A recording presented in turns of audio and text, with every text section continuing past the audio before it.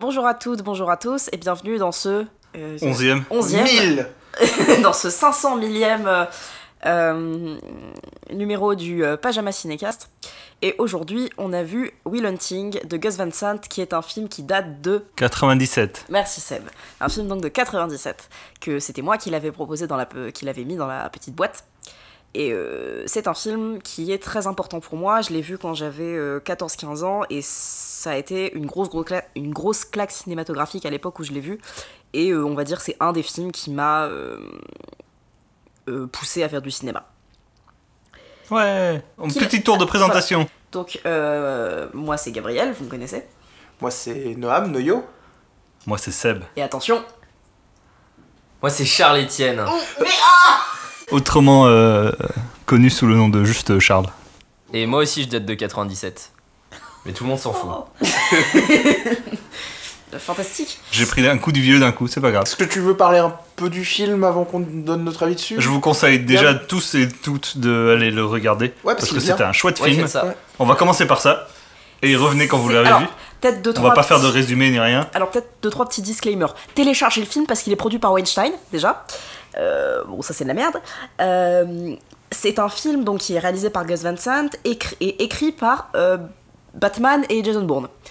Voilà. Matt Damon et Ben Affleck. Merci Noam. Ah, c'est eux qui l'ont écrit. Ils l'ont écrit, ouais. Ils l'ont écrit.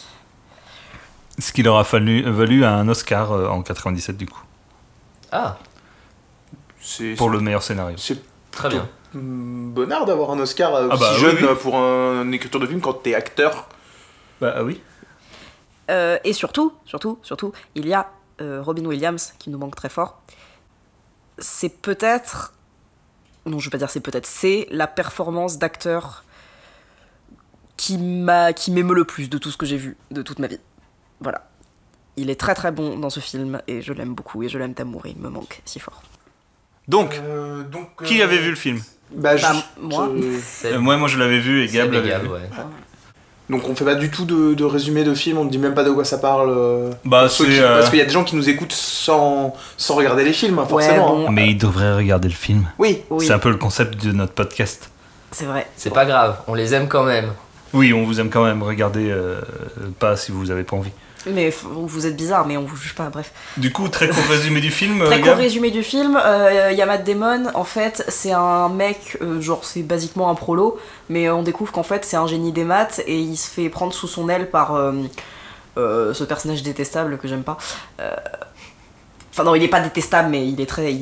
Par un professeur du MIT. C'est ça, un professeur du MIT qui a un prix prestigieux, mon cul sur la commode, qui est joué par, que je vais appeler le professeur dans Thor, voilà, parce que c'est lui. Stellan Skarsgård. Skarsgård, comme tu dis. Et Aussi Bill dans Mamma Mia. oui, c'est vrai, C'est vrai. c'est vrai. Et du coup, Robin Williams, il a joué avec 2 des 3 pères dans Robin Williams, dans Mamma Mia. Au moins 3, je sais pas s'il a joué avec le 3e. Bref, Peut-être. on s'en fout. On s'en fout. Bref, donc il a fait des conneries et du coup il y a le juge qui accepte de le mettre sous la protection de ce mec-là à condition qu'il voit un psy. Et du coup il teste plein de psy et il finit par l'emmener chez Robin Williams, donc qui est psy. Un peu le fil directeur du film, c'est le développement de leur relation. Bien résumé. C'est un très chouette film. Ouais, d'ailleurs, je crois que c'est le premier film qu'on regarde et qu'on review dans Pajama Cinécast où tous les personnages sont bienveillants. C'est-à-dire que ils font pas tous des choses bien, mais ils font tous ce qu'ils estiment être la chose bien à faire et tous cherchent à faire des choses bienveillantes. Et Ouais. c'est pas souvent qu'on voit ça dans un film et même dans une histoire en fait. Et c'est plutôt cool. Oui, mais c'est vrai, et c'est aussi, et c'est effectivement très agréable de voir comme ça un film où il n'y a pas réellement de personnage antagoniste en fait. Enfin, c'est un film qui est très peu manichéen et il n'y a pas de personnage foncièrement mauvais. Il n'y a pas non plus de personnage foncièrement bon. Bah. Au début du film. Il a pas vraiment beaucoup de défauts, le personnage du psy, quand même. Ah si. Si. Déjà, il a fait une blague sacrée. La première fois que tu le vois, il fait une blague pas ouf sur le consentement. Oui. Voilà. Et puis pareil, sa première rencontre avec le personnage de Matt Damon, ça se solde quand même par une agression physique. Même si... Ouais, mais enfin, genre, je le comprends, je peux pas lui en vouloir pour ça. Hein. Non, bien sûr, oui. C'est pas parce qu'on le comprend qu'il a raison de le faire. Non. Oui. Surtout qu'on rappelle... Mais voilà, bref, c'est vrai. Et c'est des personnages qui sont tous attachants, même s'ils sont pas parfaits, machin et tout, ils ont leurs défauts et leurs qualités et tout ça. Donc tu vois que c'est pas trop des personnages trop papier, quoi. C'est pas des le genre personnages de- réalistes. Voilà, c'est des vrais personnages, quoi. Et Ben Affleck est presque sympathique dans ce film. Presque. Giga tête à claque. quoi. Giga tête à claque, ouais. Moins que Casey Affleck. Voilà, et il y a aussi Casey Affleck dans ce film. Trigger warning Casey Affleck. Oui. C'est un connard. Ouais. Oui. Ouais, c'est... Mais il est chou dans le film en vrai, je trouve. Ça va. Son personnage, je le trouve chou. Son personnage, c'est un peu le... Enfin, il se fait bully dans son propre groupe. Ouais, mais et Ouais. puis c'est un peu le pervers qui se fait bully, mais que du coup ils prennent comme... Bref. Ouais, mais dans Ah, ce... laissez-le se branler où il veut, c'est Mais- bon, il emmerde non, personne. non. Mais justement, moi, au début du film, quand j'ai compris le principe du film, c'est-à-dire c'est un prolo, mais en fait il est super intelligent et comment dire et puis que je me suis et que il se fait prendre sous son aile par un mec un mec super intelligent Et super reconnu, en fait. et c'est super surtout reconnu. J'ai eu très peur de ce que ça allait devenir, de ce que le film allait représenter aussi, de comment est-ce qu'il allait représenter les rapports de classe et ce genre de choses, parce que j'avais déjà vu en fait la scène dans le bar où il recadre le mec de Harvard et la scène est sympa en soi, mais au sein du film et de ce début de film, je m'étais dit, ok, on va juste dire, oh, il est super intelligent, ça va sortir de nulle part et il va faire des trucs de mec super intelligent. Et je me dis, en termes de déterminisme social, c'est nul un peu, parce que normalement, t'es pas super intelligent et c'est... Alors, très vite, t'acceptes, ok, il est super intelligent, ça arrive. Ça peut arriver, et surtout, il explique qu'il aime surtout beaucoup lire les livres, et que c'est surtout parce qu'il aime lire des livres et parce que ça fait sens pour lui, et non pas juste parce qu'il est intelligent out of the blue, qu'il arrive à résoudre des problèmes de chimie et de maths extrêmement avancés. Et justement, au fur et à mesure, le film aborde plein de thématiques de rapports de classe qui sont très intéressantes.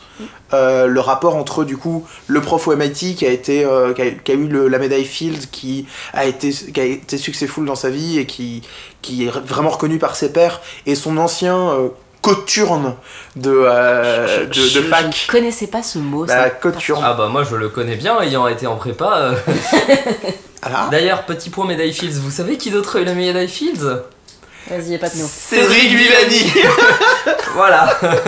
Big up à mon bon chum Cédric Villani. Voilà, c'est tout. Oh. Vous pouvez reprendre le cours de votre... Et discussion. donc, le rapport entre ce mec qui sait pas rien en maths, d'ailleurs il est français aussi, il est censé être français, en tout cas, ou canadien, je sais pas, parce qu'il a un nom français et il utilise le mot Perrier. Oui. Dans le film.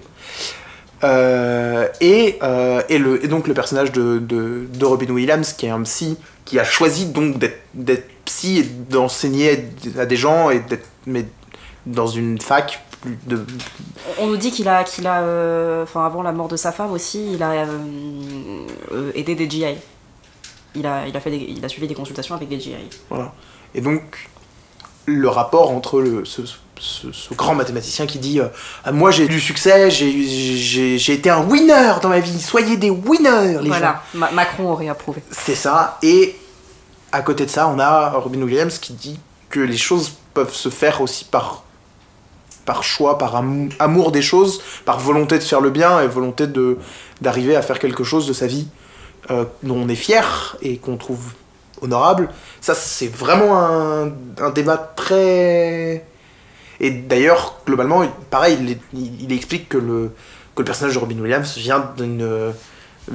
est prolo à la base aussi, tandis que pas le mathématicien.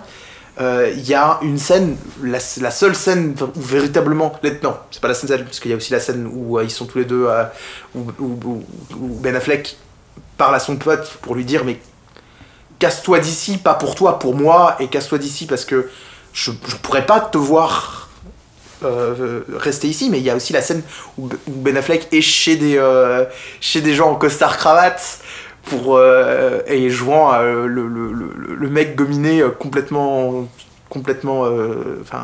qui est complètement instable et qui les raquette qui est très drôle et je trouve très puissante de ce côté-là. Le rapport du coup, parce que il y a aussi une intrigue romantique qui est vachement chou et c'est rare qu'il y ait des romances hétéros qui me touchent, mais celle-là elle est très très bien foutu et très très bien ficelé et pareil le personnage de la meuf est quand même très attachant. Non, si effectivement tout à l'heure je disais qu'il n'y avait pas de personnage foncièrement bon, si le personnage de la meuf en fait est non, elle est riche. Oui, elle est remplie de mépris de classe par moment. Mais c'est pas montré comme ça. Elle est riche. Non mais bien sûr elle est riche, mais elle est à aucun moment montrée comme quelqu'un de méprisant. Elle l'est sûrement en fait. Ça se voit même à certains moments qu'elle l'est, mais à aucun moment c'est présenté comme étant du mépris. Ok. Il me semblait avoir un peu lu ça dans la scène où ils s'engueulent. Dans la scène où ils s'engueulent, c'est pas tant elle qui est méprisante, elle est pas méprisante, mais elle se rend pas compte de la violence de son statut vis-à-vis de celle de Will. Parler de mépris, c'est un peu... Mais parler de mépris, c'est-à-dire que elle va pas non plus, justement, elle joue pas de son statut. C'est-à-dire qu'elle se rend pas compte, mais elle en joue pas, contrairement à d'autres gens qui disent aux gens de traverser la rue pour trouver du travail, par exemple. Mais qui peut dire ce genre de conneries? J'ai une petite déception, moi, vis-à-vis du film, c'est que, alors comme d'habitude, je ne connaissant pas le film, je savais pas du tout à quoi m'attendre, et du coup, j'ai vu le mot hunting dans le titre, et je pensais qu'il allait avoir des forêts. Et il n'y avait pas du tout de forêt ou de trucs dans la forêt, et du coup ça fait la deuxième fois de suite qu'on voit un film qui porte le nom de son personnage principal. Après Scott Pilgrim, tu veux dire? Non, après Donnie Darko. Donnie Darko. Deux fois de suite. C'est vrai, 2 fois de suite. Donc ça fait 3 Parce que films. techniquement Scott Pilgrim, il y a d'autres mots après. Ouais. Voilà. Le film que tu cherches, en parlant de nature et de Hunt, c'est Hunt for the Wilder People. Ah oui, je sais, il faut que je le voie. Quel accent? Là en effet il y a des forêts. Et c'est vraiment Wilder People. Avec le même... On a repris et tout. Le même gars qui a fait Iron Man 3. Non. Non. Thor Ragnarok. Je sais, c'est pour l'embêter. Et dans les acteurs, il y a... Pourquoi ça parle de Taika Waititi?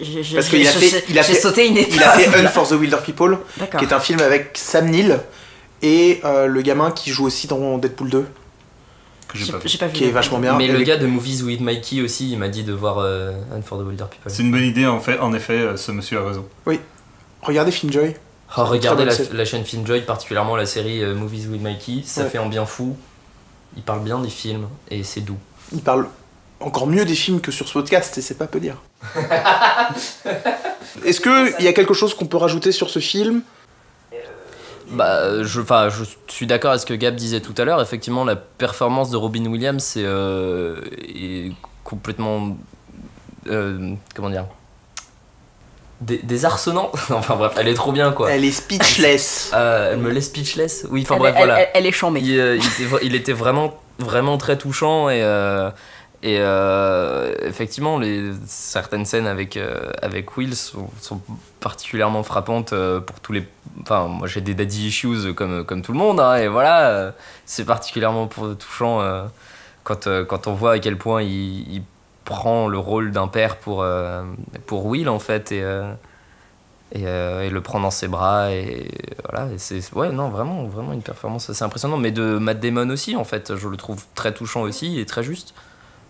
Alors qu'il est plutôt jeune. Et c'est quand même incroyable qu'il arrive à rendre attachant ce personnage qui est quand même, pendant une grosse partie du film, tout à fait détestable. Oui, le pire personnage, c'est clairement le personnage principal. Enfin, le personnage le moins attachant, c'est clairement le personnage principal, parce que justement, tous les autres personnages sont attachants autour de lui, et que lui les repousse, et il est presque méchant avec eux, régulièrement. Mais oui, en soi, la réalisation est pas... Enfin, elle fait le taf, quoi, elle est pas...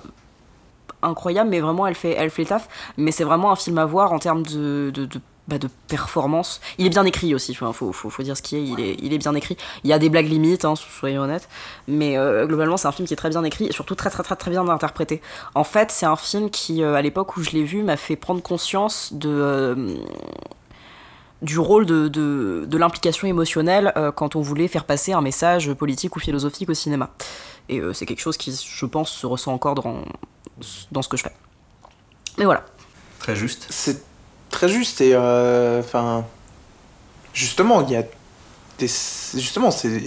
on les ressent encore plus, c'est-à-dire que dans les scènes qui ne sont pas des scènes avec Robin Williams et Matt Damon, ça reste un film, c'est-à-dire que dans le sens ça reste un film, dans le sens il y a les personnages jouent bien et les acteurs jouent bien, mais effectivement il y a des scènes principalement c'est les scènes entre donc le psy et Will qui sont touchantes encore plus profondément que les autres.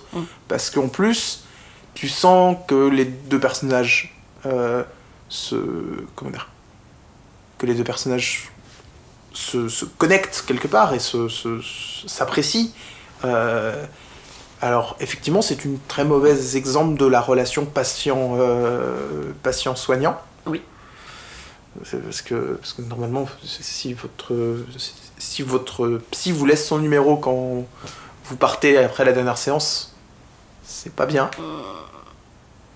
Enfin, il peut vous laisser son numéro pour vous dire appelez-moi en cas de problème, mais pas forcément appelez-moi pour boire un café et chit-chat, quoi. Après, faut voir un truc aussi, c'est que de base, si tu te concentres uniquement sur l'histoire, c'est pas une relation patient-psy qui s'annonçait pour être cool et sereine. Enfin, la relation patient-psy est jamais cool et sereine en fait quand le patient vient pas de sa propre initiative. C'est toujours compliqué dans ce genre de cas.